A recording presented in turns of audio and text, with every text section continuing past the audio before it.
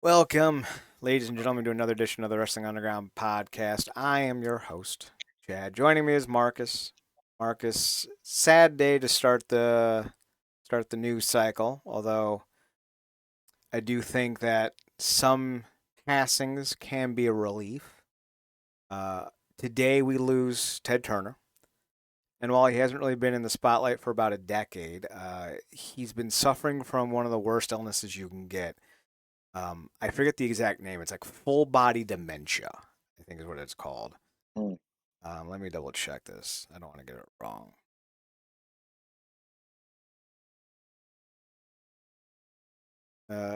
It's called Lewy body dementia. And according to news outlet out of Atlanta, it is a progressive disease, the second most common form of dementia behind Alzheimer's. Essentially, protein deposits called Lewy bodies develop in nerve cells in the brain. The protein deposits affect brain regions involving in thinking, memory, and movement.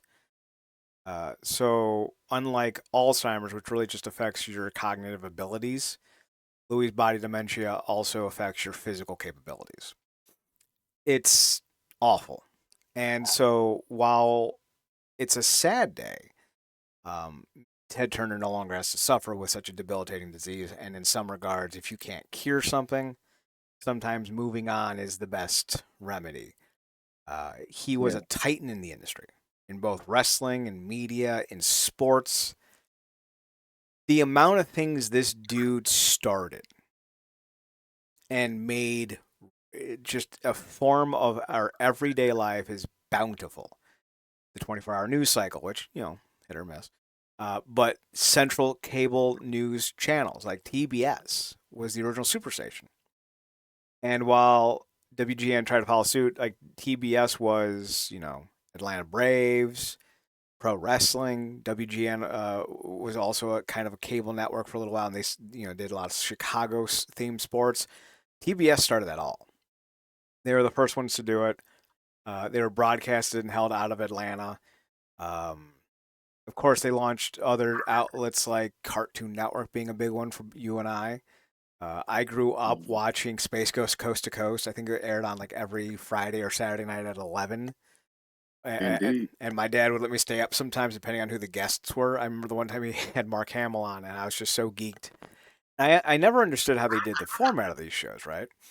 But apparently, to get off on a little tangent, the guy who voiced Space Ghost would dress up as Space Ghost and would go and sit down with these guys over the course of like 5 or 6 hours, and he would do all these interviews in like a single day, dressed as Space Ghost, and then they'd chop up the interview and air it, and it was hilarious. And that came about because Turner Enterprises or Turner Media essentially told the creators of the show, like, listen, you have like $12,000 per episode to work with, make it work. And so they repurposed old clips of Space Ghost, and it was just a beautiful 15 minutes of entertainment every week.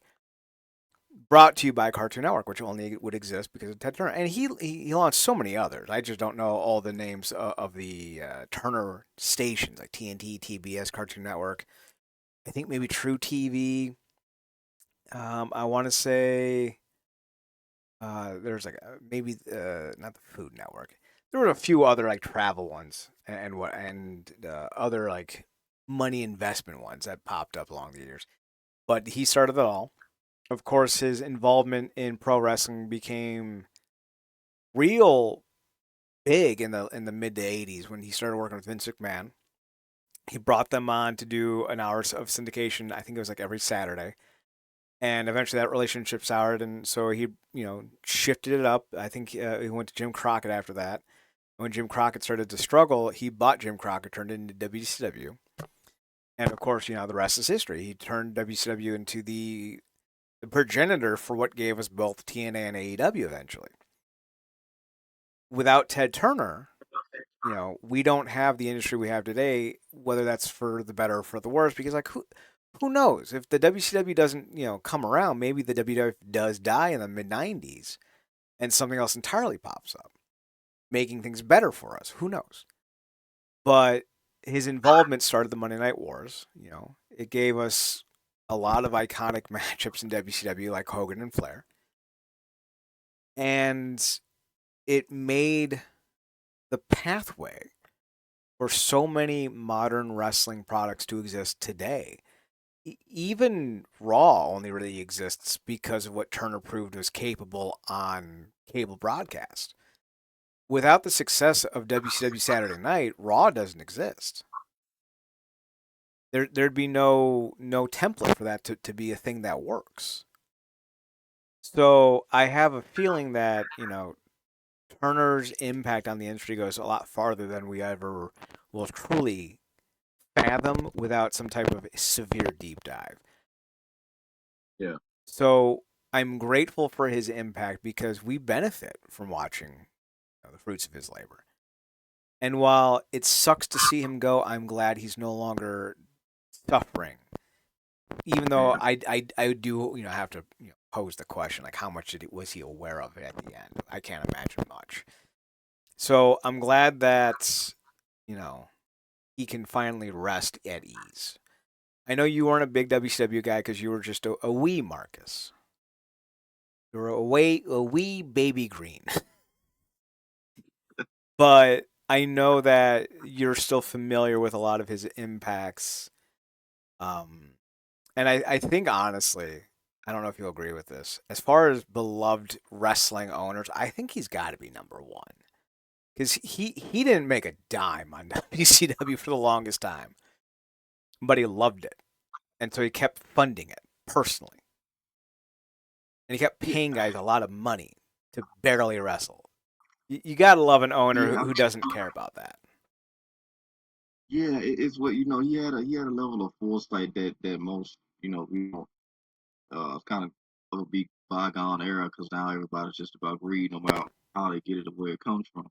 Sadly enough, um, but he had kind of feel like the wherewithal to see something, even if he didn't fully understand it or really gel with it, he still knew the importance that it could have for people. Um, and he wanted to, and being invested in that and to partake in that, and you know, just curious in general, which made him a great businessman because, like you said, he couldn't have fully understood not every single thing um, that he put his hands in, but I think he knew well enough to know that something could really catch on and it could be beneficial to people in a way that won't always necessarily, to your point, yield these huge financial gains, but for the people, it's everlasting. Like we talk about the golden era of the '90s, a lot of stuff that he had his hands in is very much a foundation of that golden era that we still watch and benefit from to this day, particularly stuff within this industry that we cover and talk about every week, which is wrestling. So, his impact is, like you said, it's vast. It'll probably take, a significant show to properly do a deep dive. He really is an icon of the industry. And like I said, it's truly sad to see him go. Glad he's not suffering anymore. I'm really just happy that somebody like him existed because without him, you know, uh, obviously we've seen a lot of dominoes fall from what he did, but he's the one that set him up in the first place. So, hopefully, he really gets the credit that he's due for just really what he did for the industry. That really, in a lot of ways, both in wrestling and just entertainment in general, feel kind of unrecognizable today from what it was when he was like kind of the golden goose. So,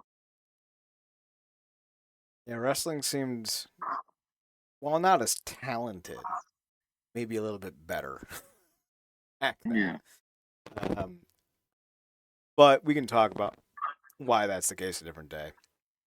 Today we get to talk about why it's kind of the case in a different way.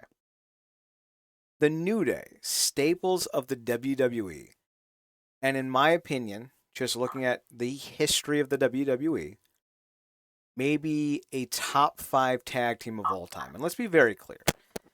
I know recency bias is a thing. And when I look at wrestling history, when I look at guys who, you know, sit in a spot, so to speak, I look at their ability to draw, their ability to work, their ability to generate moments. I look at, their uniqueness, their quality of matches. I look at their whole body of work because I think Hulk Hogan's not a great one for one anymore, right? Like we look at him and we see all the terrible things. But if you don't consider someone like Hulk Hogan in the top 100 best workers of all time, I think you're doing a disservice to how we discuss wrestling, which is more than just in-ring work. Yeah, Tim Thatcher, better wrestler than maybe 95% of the populace will ever be. Dude couldn't draw a circle if you gave him one of those little thingies where you just put your pencil in and you draw a circle with stencils. There. So, like, do we give Hulk Hogan more credit than Tim Thatcher because he's a better all-around package, or do we give someone like Tim Thatcher more credit because even though he couldn't draw the same money Hogan did, have the same promos Hogan did, or was as memorable as Hogan, he was a better in-ring athlete and wrestler? There are people who are going to say Thatcher's a better wrestler than Hogan. I'm not, and I think when we look at the full body work for the New Day, right? You have great matches, great feud, made money, had individual success, connectivity, originality. And I think they're in the conversation with the Hardys, Edge and Christian. I would probably say Demolition. I would probably say the Hart Foundation. And if you say the Usos, I'm going to throw. If anyone says the Usos are a top whatever tag team, I'll give you top 30 just for longevity alone. But anything higher than that, I'm throwing you out the damn fucking airlock. No. Fuck no. Let's go use them Space Ghost gauntlets. You know how that's ended. Right? They're Zorak, I'm Space Ghost, and I'm about to blow some shit up. There's no way in hell the Usos are in this conversation. The New Day are, because the Usos' only good feud and only ever good matches came with the New Day. So, like, right there. The New Day are iconic. I think over the last 3 to 4 years, they've lost their way. I think that's a combination of bad booking, poor direction. I think age. I don't think Kofi's the same worker he was today when he won that title back from Bryan Danielson. But that was also like what? Like 8 years ago? 7 years ago? Yeah. He's 44. People get old. People slow down. So I want to say that they are easily top 5 WWE tag team of all time. I am not surprised they got released. Not really. I know a lot of people are, but I've been, you know this, but I'll inform everyone else, just in case they didn't. For about 4 to 5 years, I was writing, reporting, and covering mixed martial arts as a job. We got paid for it. And I watched in real time how the UFC, under their current owners, which is if I remember correctly, Zuffa, were hacking up, cutting, dismissing contracts left, right, and center when they thought somebody was no longer worth their value. They've done it to everyone from George St. Pierre to John Jones to fucking Zedel. Anytime they had a name, at some point they started talking about offering less, paying less, and forcing guys out of the promotion one way or another. I mean, they're willing to do it to Conor McGregor and John Jones, which they did. The reason why Conor McGregor's not fighting is he's not getting paid money. The reason why John Jones is retired for the 15th time is because he's not getting paid money. If you're willing to do that to those two guys who can move needles more for their company than any WWE wrestler can, why wouldn't they do it for WWE wrestling? I don't understand why anyone is shocked this is happening. I think what people should be shocked about is that it took as long as it did to happen. So essentially, TKO said, making X amount of dollars, we want you to take half. And the New Day said, fuck that, we're out. Brian Alvarez recently kind of came out and said that, and I don't know if it's guaranteed or if it's an opinion, but he said that the reason why this is happening is because guys are no longer working as much, and because of that, they don't want to be paying as much. They're not doing 4 house shows a week. They're wrestling maybe once or every other week. And so because they're doing less work, they think they should get paid less. Now, I understand that methodology, but I also don't think that that would be a difference maker. I think if they were working 4 or 5 days a week, they would still try to be cutting salaries because TKO, or more or less, are only worried about profits. By the by, they reported, either record or near record breaking profits this quarter. They want a bigger bottom line because they want more money, and that means less costs. That means having guys like Kofi and Xavier. I'm not going to start naming names because it'd be speculative, but like other names take less money because of their age, their importance, all this stuff. So they can make more money. That's why you're seeing guys like Kofi, like Xavier take less money or get all less money and then getting cut. It's why they're cutting scores of wrestlers because they weren't the only two to lose their jobs this weekend. Who is it? Jeffrey Cobb lost his job, and so did Tongaloa, which motherfucker never should have had a job in the first place. He's trash. He's so bad, and we're gonna get more. It's gonna happen. Apparently, while the news came out Saturday, this was not something that just happened Saturday. I think it happened a few days before, if not, a couple, maybe a week before, and it was well known that they were leaving, and we only found out about it. So we could find out that other guys are set to get released. Now, this brought up an interesting situation with Roman Reigns. Apparently, his dates for June got cut, right? And so everyone is going off. You're like, oh God, they're cutting his salary, they're cutting his pay. And, he's gonna leave, and I'm like, no. Even if let's say Roman's making $10 million, right? Let's say they're like, Roman wants you to take a pay cut, which they're gonna do. They're gonna ask everyone to take a pay cut. That's what this is. This is what corporate America is these days. They are driven by profits and revenue, and if they can keep you at a lower price point, they're going to. I don't think there's anyone making more money right now than Roman Reigns, which is hilarious to me because he's one of the most overrated, unwatchable wrestlers I've ever seen in my life. But he moves merch, and the fetishists, they love Roman.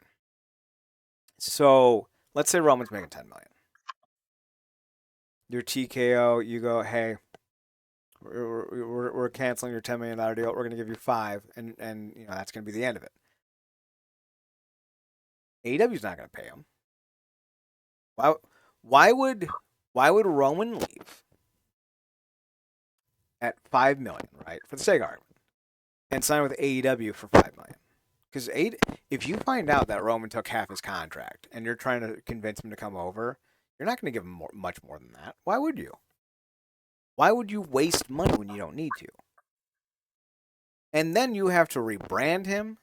You have to shuffle around the roster. You have to find a way to use him. You have to find a way to bring him in more often than he is, because otherwise he's not basically making you any money. Why is AEW? Why would you want that? Why would you want all that fucking headache for someone who doesn't even own his own branding rights? Like, it's one thing if you knew he could bring the Roman Reigns name and moniker over. Hulk Hogan did, right? But that's because WWE didn't create Hulk Hogan. Hulk Hogan created that when he was in the AWA. So, like, why would you spend all that money? Like, it's one thing to bring in Edge, right? You could probably have Edge for a tenth what Roman's making now. Decent name. People still love him. His tag team partners are there. There's a natural synergy that makes sense. Roman doesn't have that. There's no one in AEW that he has any synergy with. It would be all new matchups, which is kind of interesting. But what are you gonna? It's Joe Roman, Joey Reigns. Like, he sounds like an ECW mid-carder. Come on. And there's no reason for Roman, who has clout and power in WWE, to take relatively the same, maybe a little bit more of a contract in AEW, and have none of that clout or power. And then we come to find out, according to rumors, speculation, that Roman's not taking a pay cut because he was never supposed to work the juniors, and it was a miscategorization. He was erroneously announced for June when he wasn't supposed to be announced for June. Is that backpedaling by the WWE? Are they trying to cover up covering up the fact that Roman may be a name that's been offered lesser of a contract? Maybe, I don't know. But a lot of people went off on the deep end saying, "Oh well, if they cut if they cut Roman's pay, he's going to AEW." No, because AEW is not incentivized to pay him any more than what WWE is willing to pay him. What you want one guy to make $5 million a year who's going to wrestle 4 times, and you can't even use his theme song or his symbol or his name or his likeness. I don't know. It sounds like a waste of money, and I got to imagine Tony Khan wouldn't disagree. Everyone he's ever signed, save for what, maybe Edge, has either been an up and coming talent or has been someone who has had the access to their name and likeness, like Chris Jericho, Sting, Will Ospreay, Christian Cage. All these guys came in with, I think fucking Paul White came in with his name, Paul White. Now, granted, I think people might be a little too young to remember that Big Show wrestled under Paul White for a little bit. But, like, you know what I mean? Like, these guys came in with established identities Yeah. and kept them. Yeah. Roman wouldn't. And that's part of the issue. Now, going back to the New Day of it all. Unlike Roman, that's speculation. We don't know that Roman got offered a pay cut. Yeah. We do know the New Day were, and we know they're gone. Now, everyone is fantasy booking them to AEW. And I think that is hilarious because I don't think AEW has the room, the time, or the ability to actually give them the kind of run they deserve. Because it seems like regardless of the amount of hours they have on television, they only ever use the same 40 people. Yeah. Do you want to see them in AEW? Do you want to see them in TNA? Do you want to see them run the Japanese scene, Mexico scene? As a big fan of the New Day, where do you want to see them end up? I think I want to see them do a little bit of everything because at this stage of the game, they've earned it. Um, like you said, I think and you pointed this out on X, that really people just don't, for whatever final reason, and maybe it's because they mixed up in that spin cycle of the same 40 people. They don't look at just how many people that can employ in AEW, how many people are consistently getting used versus not getting used, against that number that's employed in total. Um, and we talked about this before, and we know this for a fact, being TNA kind of being our bread and butter. Everybody can go everywhere. That doesn't mean they're gonna work everywhere. Mm-hmm. Everybody don't mesh every place. And as soon as people drop from WWE, that's the first thing people do. Like, oh, show up in AEW. Everybody hasn't shown up in AEW that's dropped in WWE and vice versa. Like somebody like Woods has cultivated a cultural staple for him. So where he really can kind of just go off into other stuff like gaming and whatever else. All three of those guys are nerds. I'm glad he has found a place. Um, in WWE, I think, they would have been dumb not to keep him on and utilize him in some way. A man that of his stature that has that much personality needs to be used and is greatly appreciated. I know still on that roster, so I'm glad he still, has a spot. But Charles Woods and Kofi, they cultivated um obviously all three of them, but particularly, Woods cultivated, so much stuff with the gaming and just all nerd stuff in general, and Kofi's in that realm too. But maybe this is the time for them to take a break. Um, but to your earlier point, talk about their station in WWE history. I don't know. You talk about they. I mean, everything you said about them and their place in history, absolutely 100% agree. But I don't know if there's a greater example. And obviously, we could probably do a whole other show citing examples, but they got to be. It's certainly top five, if not the top of the list of individuals that came together and made chicken stew out of chicken shit. The three of them, Especially in that company. like that. Yeah, I mean, like that, they got lumped together, and that thing was supposed to be DOA. And what they took it and did with it, it still. I mean, You don't see that. That stuff like that never happens. You see people get revamped coming out of NXT. You see people get revamped 3 or 4 times in NXT, then come to the main roster. Maybe they hit, maybe they don't. Um, but what those three individuals were able to do, for as long as they was able to do it at the level that they did it, which kind of damn near superseded what they did on the individual level, even while they was achieving greatness individually within the group, it's just astounding. Um, so like you said, they're definitely, iconic in that, and obviously the representation component is immeasurable also. But yeah, I mean, I think they could go anywhere. Japan, TNA. I think they could really just do the thing Cody did, where he kind of just pops up everywhere and not necessarily stay anywhere, and kind of do it until they don't want to do it anymore. We'll say.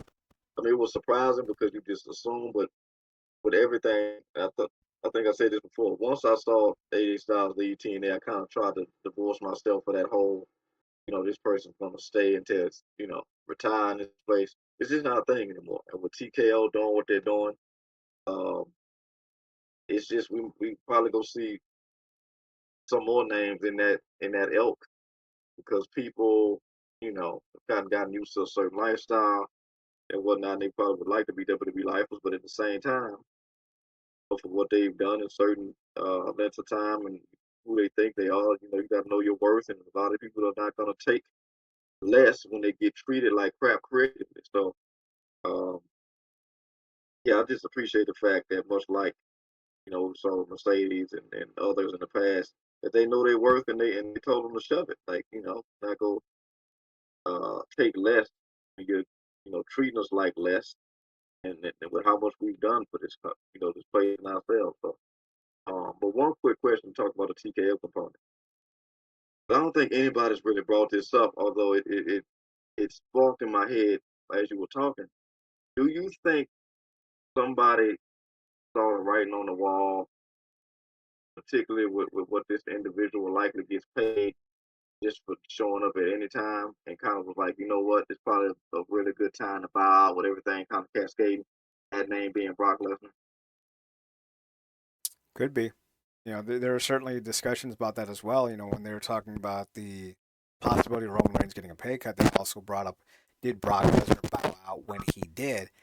And I will say, Yeah, it did seem hastily. They brought him back, and then there's a rumor like, oh, when Brock's finally ready to return or retire, he's going to do it at WrestleMania, and he's going to put somebody over.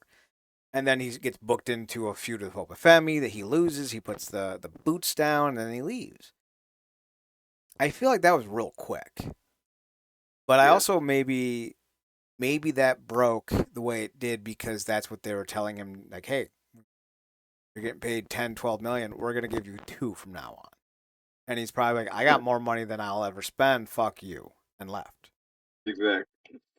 And I feel like you're going to see one of two things play out. And I want to be very clear. I know of TKO's business practices. Everyone, to some degree, will take a pay cut. Or be offered a pay cut, I should say. It may not be half. It may not be quarter. It may not be 75. It may just be like, hey, we want you to come down from 10 million guaranteed a year to 9 million plus incentives. And if you're certain guys, that might be enough, right?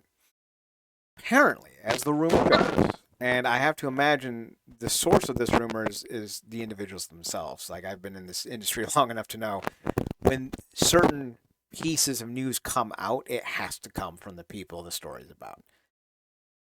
Allegedly, right? Kofi and Xavier Woods were making multi-million-dollar deals per year.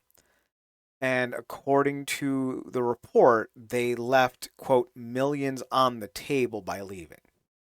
So they had a 4-year option, not 4-year option, they had a 4-year deal.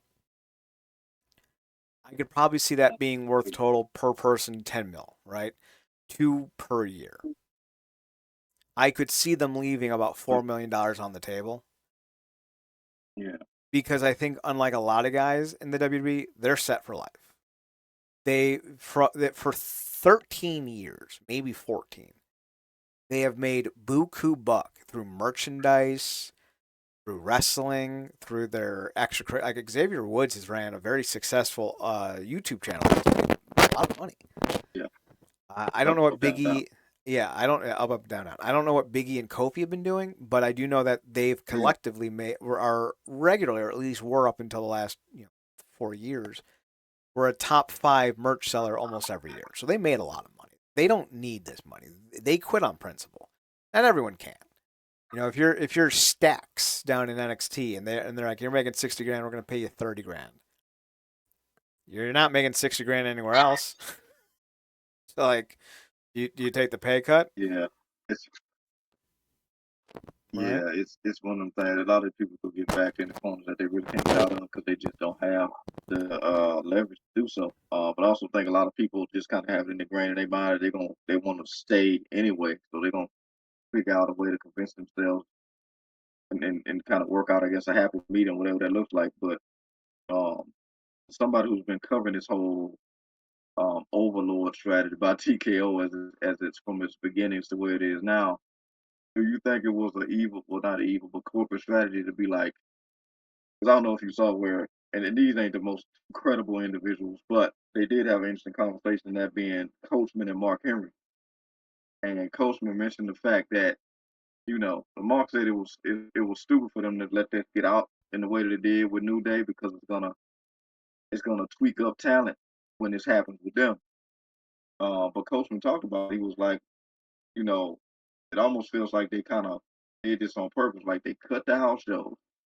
So now when they sit you down, they can say, well, you're obviously doing less for less dates. And Coachman kind of talked about how they kind of basically just honing them to kind of do which essentially what Jade was in total in AEW, was TV wrestling. It's like you're only getting paid to show up a few days a week, a couple if people jumping back from Raw SmackDown because obviously the brand split doesn't mean a damn thing at this point.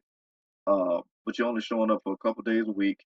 They already cut the amount of matches on the pay per view, so it kind of seems like they're kind of doing corporate cutting to justify putting up on you and being like, well, you're obviously doing less, but we don't have to pay you as much. Yes. Brian Yeah. Alvarez either speculated on that or outright stated that's what they're doing. I don't know if what he was saying was an opinion or if what he was saying was something he understands from the company side is what they're actually doing. This is live action shrinkflation. Mm. You're getting less for more. It is that simple. It is why every pay per view event is loaded with extra ads. It's why everything is limited. It's why they're using less wrestlers per week. It's why they're not doing house shows. They want to generate the most revenue without spending the most money. It's not the most evil concept unless it's done to an extreme.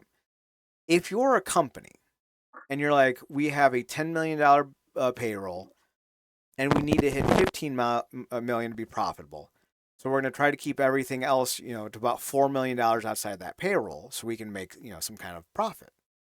The worst thing in the world. You have to make a profit in today's day and age, in any day and age. One of the things you need to do is continue to improve. That means, if you're running a company with machines, you got to replace and fix the machines. If you're a company with standards and morals, you got to pay for health insurance. There's no return dividend on that. That's money out of pocket, like that you have to spend to pay. So you need to make sure that you make enough money in profit to cover, the expenses and the expansions and the fixings and what have you that goes with any company.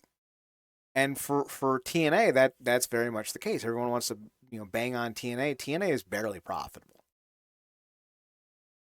so they have to cut the roster. That's one of the reasons why they're working with NXT. And while I hate that fact and I rally against it, I also understand that fact. They cut, I think, like, what was it, 12% of their roster when they started the NXT stuff. They let go of some veterans and stopped bringing in some other names because they wanted to reduce costs because NXT WWE was paying for those wrestlers. So there is that kind of presence in mind where you think to yourself, well, you want to keep expenses lower to make a little bit more money. And if you're TNA, Ring of Honor, New Japan, companies that are on that, or Ring of Honor was before they got bought. Companies that are on that precipice of maybe making a buck instead of owing a buck, that's going to become more of a point of interest. But when you're TKO, when you're WWE, you're making money hand over fist. Like I think they cleared like $78 million in the last quarter alone in pure profit. It might be a lot more. I saw 78 million. It could have been wrong. It could have been like 178 million. It could have been 780 million. I don't know. But they're making money hand over fist. They didn't need to make any cuts. They don't need to penny pinch. They're still very profitable and they're putting money away hand over fist. Now, part of the problem, and this needs to be said because again, people don't always talk about the full story. One of the reasons this is happening is because TKO has to pay for the purchase of the WWE. And I told you all this before, and I'll say it again. They're likely going to sell the WWE. It's not going to be anytime soon. They want to make their money back. They want to make sure that every dollar they get goes into paying back the debt that they had to incur to buy them. And then once they get out from that, they want to make probably what they spent on it back. And then they're going to sell it for probably twice as much as they bought it for. So they can get about 3 times the value out of it once they bought and sold it. It'll probably take 5 to 7 years for that to happen, but it's going to happen. But the problem then is going to come is who's going to buy it. Because when TKO gets done with their toy, when Endeavor gets done with this toy, and it no longer produces the revenue they wanted to because they bled it dry, who's going to buy it? Before we thought it was going to be the Saudis. We really thought it was going to be the Saudis. And the Saudis looked like realistic buyers. But the problem with the Saudis is they're pivoting away from sports washing, which, if you know anything about Saudi Arabia, they are a blood-soaked country that relies on slave labor to do most of their major construction projects. They are an awful fucking country. And if you think it's bad here in the States, and it's not good, but if you think it's bad here, Saudi Arabia will humble you. It'll humble you like it'll make you humble. Make you appreciative of this country, which when you think about the things going wrong in this country, for Saudi Arabia to make you appreciative of this country, says something about that country. But essentially, they're done with sports. It's not working. Their biggest entity that they've invested, I think, the most money in, they may have invested more money in, say, combat sports. But the one entity that they thought was going to be their thing was golf. Live Golf, LIV Golf. And I think last week it was announced that Saudi Arabia is pulling all their money out of Live Golf. And now Live Golf, who basically destroyed golf. I don't think people realize the destruction Live Golf committed. They destroyed the PGA. They took half of their roster base, if not more. They, hurt the perception of the sport. A lot of these guys look like money-hungry douche nozzles. And now they're pulling out. Now all these guys are going to be reapplying for their PGA Tour cards. And they did this irreparable damage to this sport for what reason? Because they wanted to use their sport to make them look better as a country. Well, now they're pulling out. And I wouldn't be surprised if they pulled out of their soccer arrangement because they're paying a lot of money to, who is it, Ronaldo? And he's pushing 40. He's not the same player he was 20 years ago. And they're paying him like he is. They're going to pull out of that. I guarantee they're going to start pulling out of combat sports, especially with the tensions in the Middle East and the United States. I don't think a lot of guys are going to be looking to go to Saudi Arabia to do a lot of fights. I think that Riyadh season might be over. We'll see what happens, though. Combat sports is a scumbag industry, so, who knows? But with them no longer looking like the big buyers in sports that they were, 5 years ago, there's no reason to think they'd buy the WWE. Anthem can't buy WWE. They don't have that kind of money. Tony Khan could if he finesses the right people. But ultimately, I think what you're going to end up seeing, best case scenario, is someone's going to buy it for half the price than what they bought for it, than what TKO bought for it. Or, worst case scenario, should TKO get to the point where they want to sell this product, which I think is going to happen. That's they are private. Endeavor's a private equity firm. They invest money and then cash out. You might see the WWE full on closed and sold off for parts if no one can buy it wholesale. Worst case scenario, not the likeliest case, but it's a possible case. I think people aren't talking enough about that because if you're Endeavor, you bought it for I think it was like $2 billion. If no one's willing to pay more than $1 billion for it, are you going to sell it for half of what you sold? More than likely not. There's probably a lot of money to be made if you just piecemeal it out. The library, the sets, the rings, the roster contracts, the broadcasting rights. There's a lot of money to be made outside of just the company itself. So like, who knows how this is going to go? This is the first day in a list of very possible bad days for the industry. Because while I don't like the WWE, the company needs the industry needs a WWE. They need an AEW. They need a TNA. They need a New Japan. The more places we have to work, the better. The problem is one place can't have too many parts of the industry. And WWE and AEW are doing just that. So we need the WWE.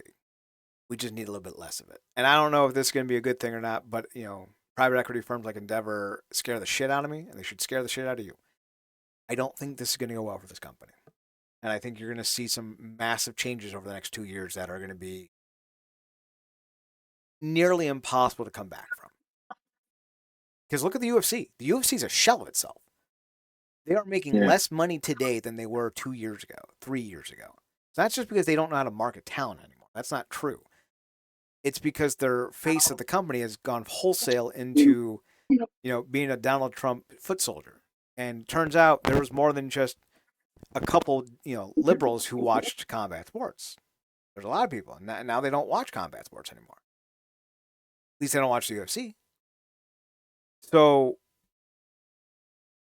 under TKO, things have not been under Endeavor. Things have not been going well for either brand. And I would be shocked to see if the WWE gets out of this ownership situation with Endeavor looking better than they did going in. I would be shocked by that. I think within 5 years, they're going to be selling them again. So we'll see what happens. Hey, maybe Disney buys them. I know that sounds wild, but I wouldn't be surprised if Disney decided to get in on this. I don't think Paramount would have the money. And I don't think Saudi Arabia wants to invest more money in sports. They're looking like they're moving into the entertainment streams, and I just don't see that happening then with them. But maybe Disney. Disney was a rumored buyer. Could happen. Marcus, do you think this is going to end well for the WWE? No, because it's they really just kind of kowtown to everything that's going on with TK. I mean, if you saw what happened with Truth and that whole thing, and they tried to spin that, but obviously that didn't. That potential bluff didn't go the way that they thought it would, and I think he's a real key component into the jovialness of that roster. And you take away guys like Woods and Kofi, add two more pieces to that happy type of environment back there. So I think Mark. We don't agree with him on a lot of stuff a lot of times, but he was right. Like that's a bad. Those are two names in particular that really sets a bad precedent. One, that really just anybody can get it, and two, they don't really logistically care about what guys like that means to the overall morale of the roster. But then again, I don't. How much do they really care about the overall morale? I mean, like like you said, they're cutting stuff like these pay per views, which only hurts the fans, and they're cutting house shows, which hurts the fans and the wrestlers, but more specifically the wrestlers, particularly when they're trying to pump out as much as they can in that developmental system. That's not gonna earn them more top quality talent. When you have names coming up from NXT that probably use as many house shows as they get while they're being pushed as supposedly top stars, but not really having that rope to rope acumen that requires on the other side of that. So I just can't. If they keep kowtowing like this, and we continue to see more names of the ilk of Woods and Xavier go, we're just gonna continue to put a dent in it. But I mean, they've already feels like they've done irreparable damage to themselves by just the stunts that's being pulled, and Mania was a disaster no matter what.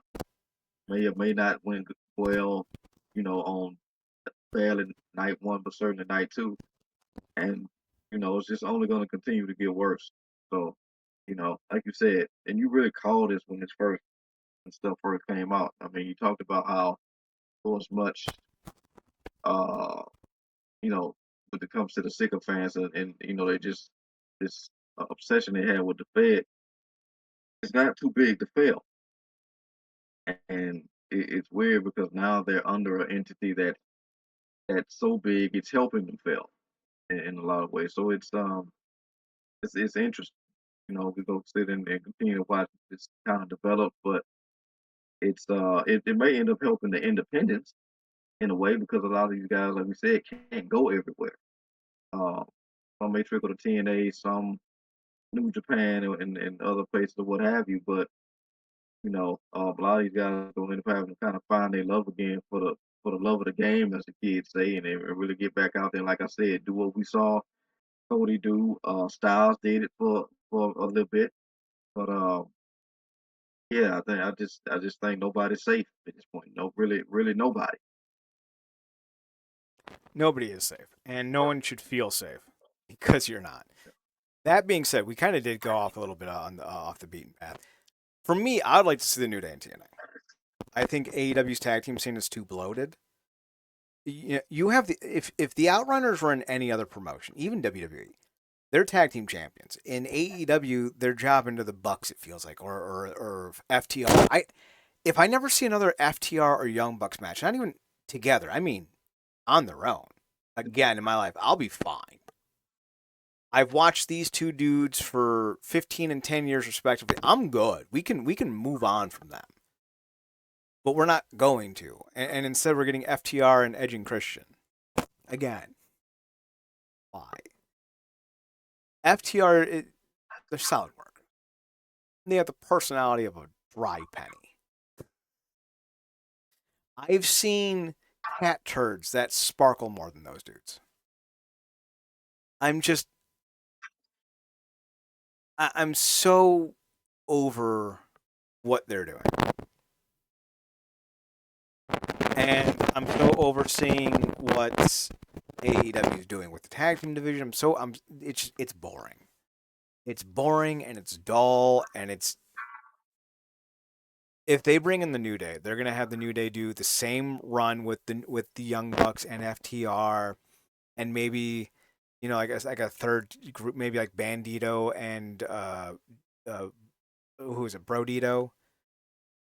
I can't remember his name. I want to say Brody Lee, but that's not right. Brody King. Brody King, thank you. They're gonna do a run with them, and they'll wrestle some matches on Collision, and then they're on Ring of Honor, and then in 2 years they're talking about how they weren't used properly, and how when they left, they were grateful that they left. It's the same fucking song. Don't do it. You have all the money you'll ever need. Worry about how you finish your legacy. The Hardys did that. They went to the AEW, and they were fucking fumbled. And if Edge and Christian don't win the tag titles, I gotta imagine that they fumble them too. So don't go. Go to TNA. Go to MLW. Go to Japan. Go to Mexico. Get someplace where you can make moments consistently. Yeah. And to be fair, Wolves has unfinished business, if you ask me, in TNA. So. Consequences Creed coming home. I think a New Dawn would be a decent name for them. I think that'd be a decent name for them. We'll see if it. Speaking of names, Niccolo Piccolo. I don't get this guy. So if you don't know who Niccolo Piccolo is, he is a former Hollywood agent who lost his job for litany of reasons. I'm not going to go into all the details. A lot of it's hearsay, some of it's speculation, others of it's fact. But he lost his job at his agency. But for the better part of like 2 years, he's been going on tirades on Tony Khan because some of his clients are pro wrestlers. So he's said some outlandish things like, he accused Tony Khan of being on drugs. He's, accused AEW of lowballing wrestlers. He's done a lot to try to make AEW look bad. Whether it's accurate or not, I can't speak to it. I don't know Tony Khan. But he's now going on and talking about Mariah May. He is, or maybe was, at the time anyway, he was the manager of Mariah May. And he went on and basically said that AEW doesn't pay the wrestlers anything what we think they do, right? So his exact quote was, because he did Mariah May's deal, he said, "I did Mariah's deal. You don't fucking know what she was paid there. And hey, like in your job, you were probably paid more than she was paid when she was there. It's not a bidding war. It's like, okay, get me out of this fucking place. I'm not being paid or respected, and this guy doesn't return her fucking calls." Goes on to say, now we're stuck in a warehouse with a bunch of college athletes who don't know wrestling, so it's like fucking shit. But like, it's different. But there's no money being paid over there. And I chuckle about that. when you look at the comments he's making, he's not only saying that AEW doesn't pay, he's saying that WWE doesn't pay. He's not just saying that WWE doesn't pay. He's saying that he's fundamentally a bad agent because he couldn't get Mariah May a better deal, despite coming over from Japan and being a pretty big deal coming over from Japan to AEW. So this dude just not only slammed AEW, he slammed NXT and himself somehow on the same breath, and I think it's fucking hilarious. But also, I want to point out that you want to talk about how bad things are in TKO, right? Is where the story continues on. Allegedly, Mariah May took a pay cut to go from AEW to WWE. If she wasn't getting paid anything in AEW, then she's getting paid even less now in WWE. What's less than nothing? Is she paying the WWE to wrestle? We already know the WWE doesn't cover ring gear, travel, healthcare, hotel, food, gym. We know that. So if they're not getting paid anything, how the fuck are they paying for all this shit? It's fucking wild, isn't it?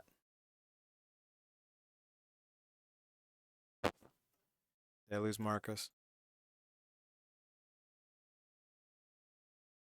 All right, there you are, Mark. Okay. Nope, nope. Looks like we're disconnected. Back and forth. Marcus, there you are. Can you hear me? Yeah, I can hear you. So, Okay. Yeah. Mariah May. I was saying somebody probably got a close relationship with their credit cards.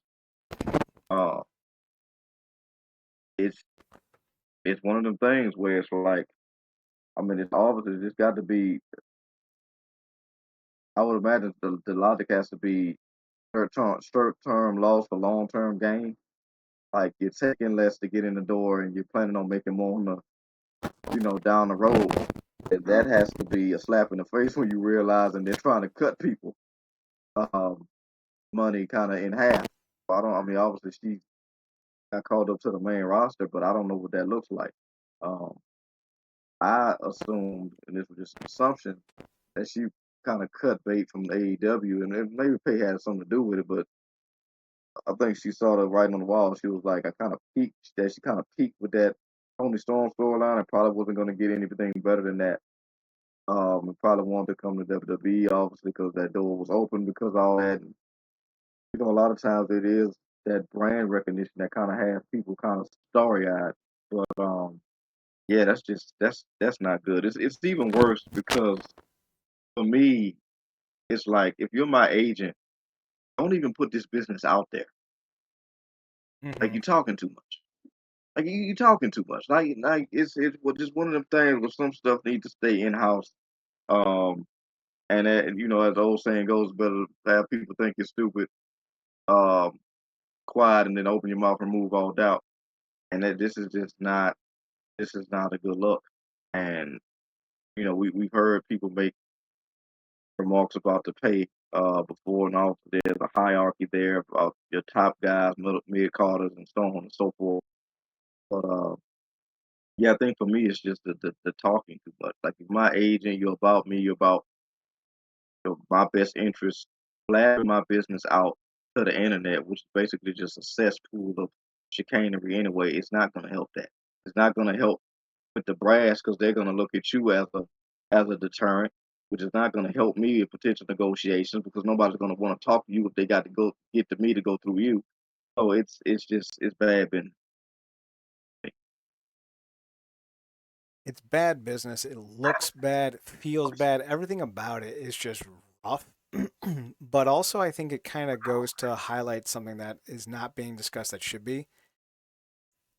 I wonder if Mariah signed her deal when Endeavor and TKO already decided to start cutting contracts, because the way most corporate decisions work is it's about a 6 month breakdown. You come up with an idea in July and you enact it in February.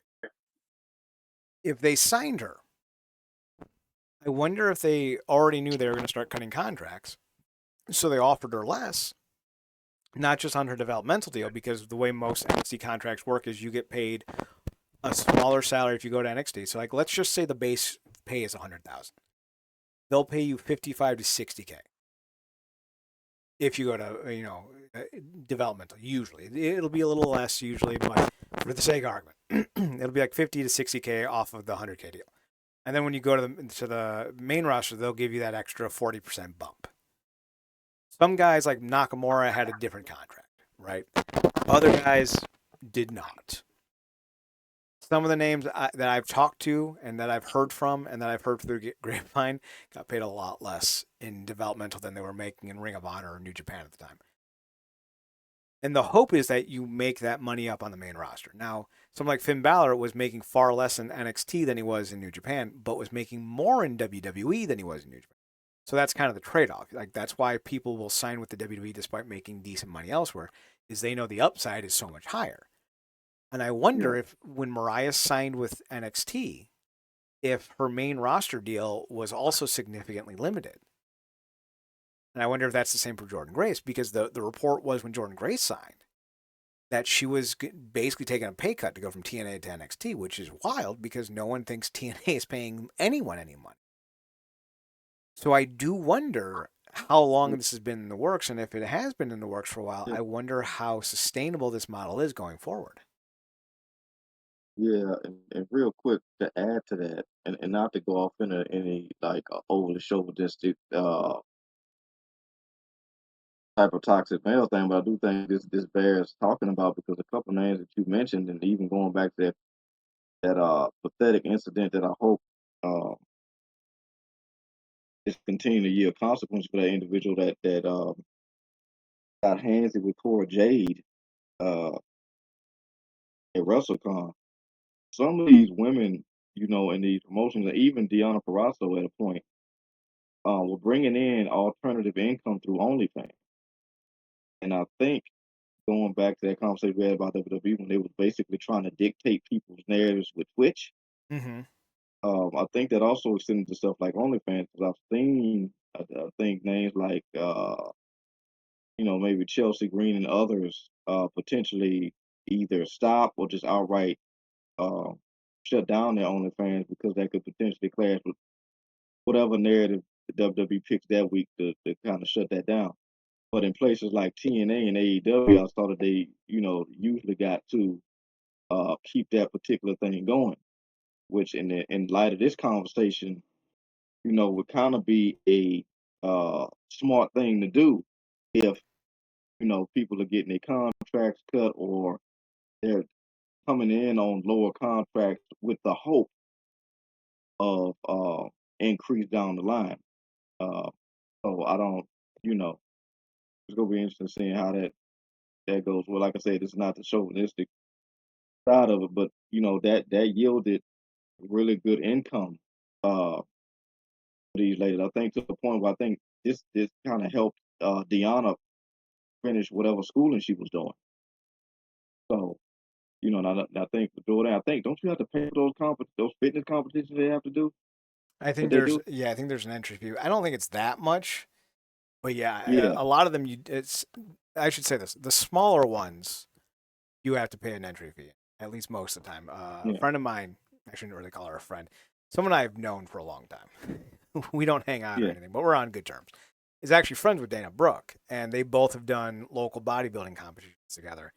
And there was an entrance fee for some of them. So like depending on your notoriety, like if you're a big name and you're doing like the Arnold Classic, I'd be surprised if the Arnold Classic charged you because you make money off that.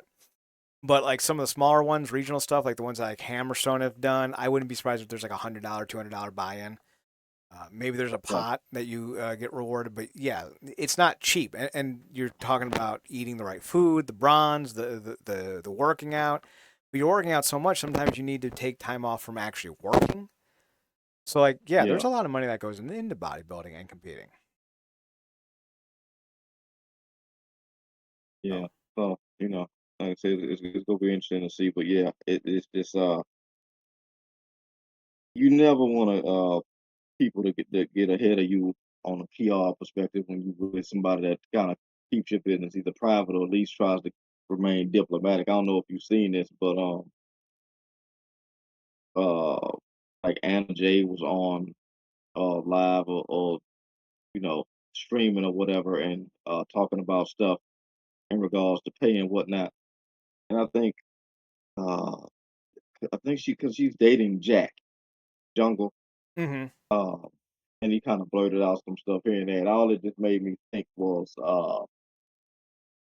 he kind of blurted out some stuff, and she was like, "Oh no, that's not." She's kind of trying to play it off, and obviously he was getting ahead of her in terms of what she likely wanted to say versus him just kind of wanting to vent. All I could think about was like, "Tell me when Punk was telling lies." I just scared, unfortunately. Um, but yeah, it's interesting on the side of we talk about the AEW versus WWE. 'Cause like I said, we know they don't pay for a lot of stuff. The thing that most they pay for is the airfare. Even then, not Jade really. constantly talks. Yeah, and then Jade constantly talks about that. Like they basically, for her, they get paid to travel. She spends a small fortune on gear and makeup and just the upkeep alone. It's crazy, but and I think Osprey kind of just put it out. Like he was like he got the bill back for his neck surgery that he had. He was like, man, this is more than my house, and Tom flipped the bill for it. I don't necessarily know if that happened with WWE. So for that type of thing alone, I think a lot of guys kind of have that brand loyalty with AEW because they feel like they got guarantees with Khan that they just won't get with WWE unless you're one of those guys in the Elks or the Ortons or the Reigns or the Rollins or the Punk, which a lot of those guys won't ever get to, even if they stay in the company for as long as guys like Woods and Kofi did. So yeah, the trade off. Ironically, we're talking about possibly the doom spiral WWE's in, but 25 years ago to the day, we were supposed to get the big bang of WCW. It was going to be the day that changed the company. Eric Bischoff and his ownership group was supposed to keep the company and keep it going. They were going to downsize to doing, I think he said Disney Studios, MGM Studios, or he was going to go to Universal Studios to do their weekly shows to cut down on costs. And they were going to use the Big Bang to relaunch the brand. That was supposed to happen 25 years ago to this day. Since then, obviously WCW died. Um, we got TNA about a year later. They would join up, I think 13 months, maybe a week to the day after this event was supposed to happen. We got Ring of Honor about 8 months, 9 months later. Then, of course, would get AEW, and it was 2018, 2019, they would announce it. So, from the ashes of WCW, we've had a few upstarts that have helped wrestling move through the decades. But I'm often curious what would have happened if WCW stayed alive. ECW is dead. Talent is up for grabs. WCW now has some more flexibility. Do they land Rob Van Dam? And if they do, is he the new face of WCW? Do they bring in Tommy Dreamer? Do they bring back Sting and Hulk Hogan and Ric Flair? Do they get these issues that they had out of the way so they can move forward? It's always been a fascinating question. Somebody actually just posted their fucking WCW Big Bang mock card, if you will. It was one of the worst things I've ever seen. He had like 9 triple threats. He was debuting Tommy Dreamer against Dustin Rhodes in a hardcore match. I'm just like, this was one of the dumbest things I've ever seen. It was a terrible match. Let me see if I can find it because it was bad. big. That'd be great. It's spell bang. That'd be even better. Here we go. This is from NWO for Life WCW. It's a WCW centric blog. His roster, his card would have been in starting order. This is the opening match: Rey Mysterio versus Super Crazy, non-title. Super Crazy's debut. The second match would be for the tag team titles. It'd be Chuck Palumbo and Sean O'Haire versus Chronic. It would have a hardcore match with Dustin Rhodes versus Tommy Dreamer.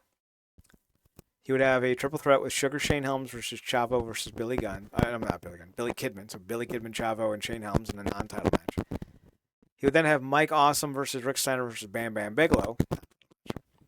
He would then have Chris Kanyon versus Jeff Jarrett. Listen, I know the revisionist history is that Chris Kanyon was this great worker. Super talented.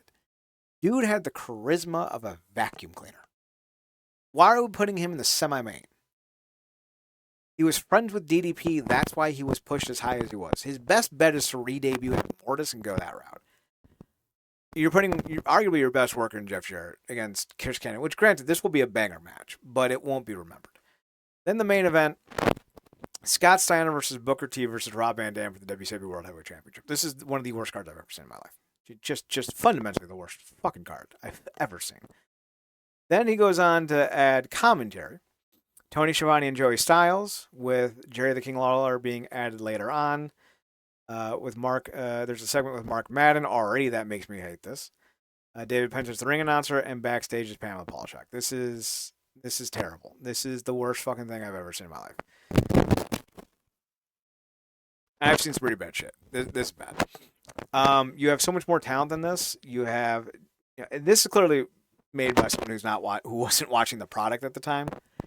And listen, between Nitro and Thunder and WCW Saturday Night and the Clash of the Champions and the pay-per-views, there's a lot to go through. Just watch Reliving the War on Wrestling Bios' YouTube channel, and you'll understand that while things were bad in 2001 for WCW, you had guys like Jason Jett starting to make a name for themselves. You had guys like Kid Romeo starting to make a name for themselves. Some young little pipsqueak named AJ Styles on the come up. This is the best you got? No, we can do better. And I'm going to do better at realnerdcorp.com. Free. I'm going to do my own What's that? I said looking forward to it. I'm going to do my own Big Bang article after we end the show. I'm going to come up with my own roster, my own. I think I've already done this before too. But I'm going to come up with a new one in celebration of this, because I can do a better job than this. I'll break it down, why everyone thinks it's going to go the way it did. I'm not opposed to a Super Crazy Tommy Dreamer and Rob Van Dam. In fact, Rob Van Dam, I think, should have been WCW's centerpiece of any rebuild. I think if everyone's making $3 million, I offer Rob $4 million. I go, you're my new guy. I'm going to build everything around you going forward. Because I think one of the biggest travesties in this world is Rob Van Dam was relegated to a mid-carder for his first 5 years in WWE. I think you put Rob Van Dam front and center with his exciting affair, his big moves, his flashy style, and his promos. And I think you crawl back into this, because if there was one person cooler than, Rock and Stone Cold, it was Rob Van Dam. You can steal fans away from the WWF with Rob Van Dam. Yeah, I was gonna ask you with that, talking about names of Rob, because I know Hardy gets brought up all the time. Like, do you think he is one of the few names who really, probably one of the most popular wrestlers of all time, particularly for his era? I was gonna ask you, do you think he's one of the most criminally underrated in terms of the contrast of his popularity versus the success he was allowed to achieve Yes. in both companies? Yeah. Fundamentally, yes. Rob Van Dam was one of the only reasons ECW was still alive over the last 3 years of its existence. And then you look at what he was doing merchandise-wise in WWF. They gave him less merchandise, I think, over the years, because they were tired of him outselling, John Cena and fucking Triple H and all that. The dude came in hotter than anyone. Like, he debuted as a mid-carder. People forget this. He debuted as a mid-carder in the WWF. They relegated him to a hardcore title feud with Jeff Hardy, and he was getting the biggest reactions of anyone in the Invasion, bar none. If WCW signs him, they sign, I think, a blue chip talent to take away viewerships. Now, you have to use him right. You got to book him right. You got to put him in the right feuds and matches. But I think there's a lot there. Plus, you got to remember, like, let's just say history plays out similarly. Jeff Hardy gets released sometime in 2002. Or was it 2003? Jerry Lynn gets released in 2002. Ken Shamrock comes back in wrestling in 2002. If the history of WCW exists and you pair it with some events that the folks in TNA got, I think you end up having a really exciting turnabout with how WCW looks in a year and a half. Sabu comes back into the mainstream. Ken Shamrock comes back into the mainstream. Scott Hall shows back up in the mainstream. Kevin Nash and Hulk Hogan never go back to the WWF. Maybe some other guys decide, hey, WCW might be the place to go back to. Who knows what this company looks like with competent ownership and a clear-cut creative direction. They still had young talent. Like, people forget, they had Bob Sapp in their developmental league. Bob Sapp went on to be one of the biggest Japanese influencers of his day when he won the IWGP Heavyweight Championship. He was everywhere in commercials. That dude made buku buck. You don't think he would have been a big deal in WCW? He was never a great athlete. Like, you ever watch him fight, he wasn't. But, like, he could have been something. So, like, I'd be curious to see what would have happened. But we'll cover all that. We'll cover all that. Also, that was 25 years ago today. 24 years ago, WWF changes to WWE. It's a low-key moment, and I don't think people really understand the significance of this because they act like it's a bigger deal than it is. Nothing changed. They lost a branding rights deal, and they had to change their name to avoid having to pay the World Wildlife Foundation money. But people act like this is a whole different generation when it wasn't. Nothing changed. When this happened, you still had the brand split. Stone Cold was still on the verge of leaving. The Rock was still on the verge of leaving. Nothing changed with the name. Do you think we overhype the quote-unquote era that was the WWF to the WWE?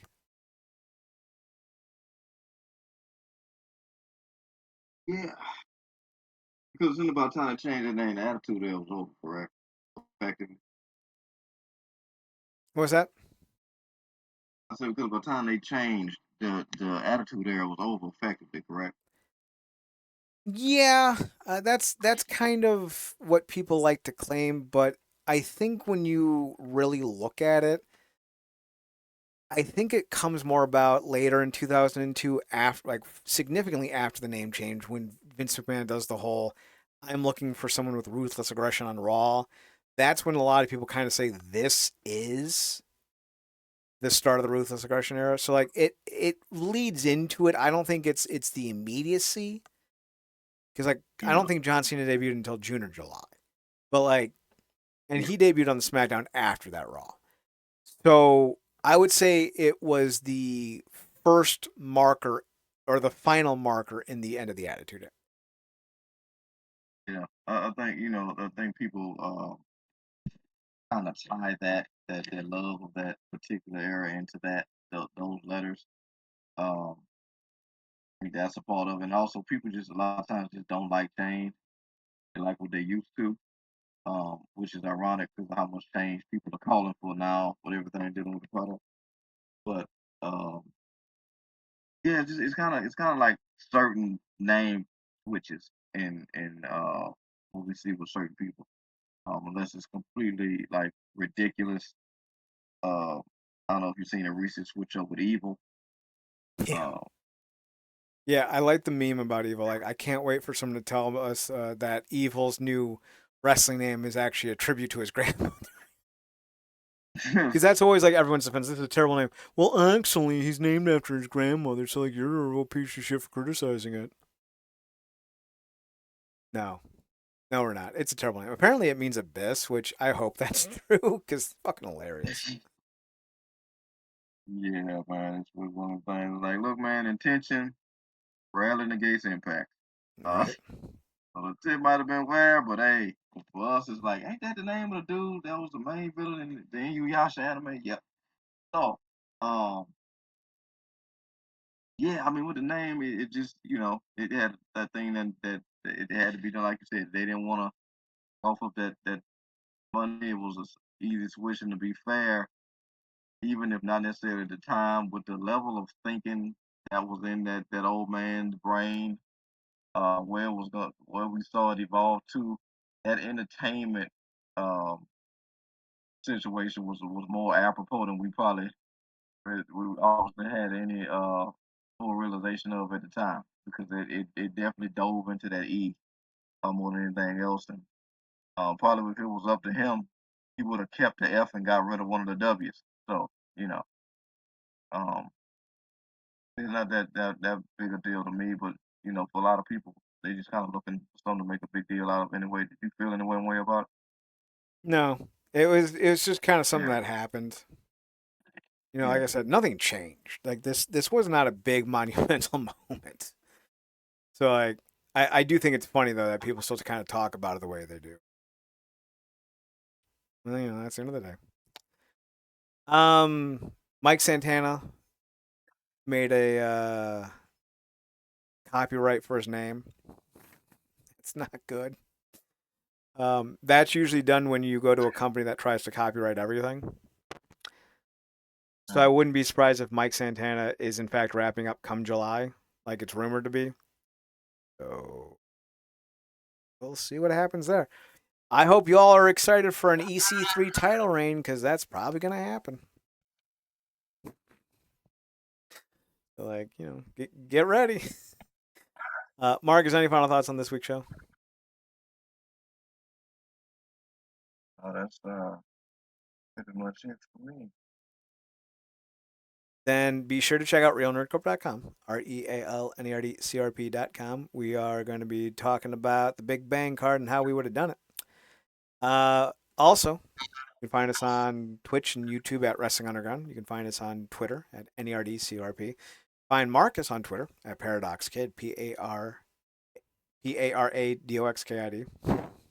That's me. I know how to spell. You can also find him on his other podcast, Drew Penny Show, TRUEPENNYSHOW, also on Twitter. You guys did your Fit Finley retrospective, and you guys have been talking about, what is it, TPW? Yeah, TJW? TJPW. Yeah. You guys still talking about TJPW? Yeah, still talking about that, and probably be on the lookout for us to talk about another legend, probably a lady coming up soon. So be on the lookout for that, and then just thanks for listening in general.